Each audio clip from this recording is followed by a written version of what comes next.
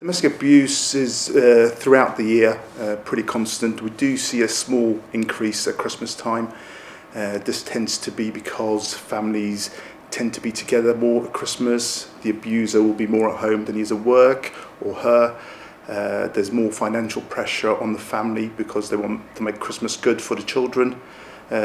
There's more alcohol consumed around that period as well, and all those pressures kind of build around Christmas time, and there is a slight increase of domestic violence and abuse as a result.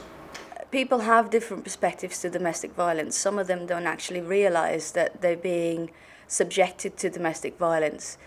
Domestic violence can be just emotional, physical, or it may be just by, on a regular basis making comments towards each other, and all of that is domestic violence. It doesn't need to be classified as physical violence. What I would say is if someone's going through a hard period, say on Christmas Day, for instance, or during the festive period, it's entirely up to them what they want to do. But if they feel safe within their home environment, and if they feel they would have support should they need to within the home environment from family members or whatever it may be, then it's entirely up to them to choose where they go. I think a lot of victims around Christmas time, although there was a slight increase, there's also a lot of victims will try and put up with a lot more than they would tend to throughout the year because they want to give the kids a nice Christmas, so they'll avoid confrontation with the abuser, or they won't report it to the police just to try and keep everything nice and calm at home. Not just at Christmas, but throughout the year, we do have agencies that can support victims of domestic violence, such as Women's Refuge. They're available to females and their families, young children as such. They will take children on as well.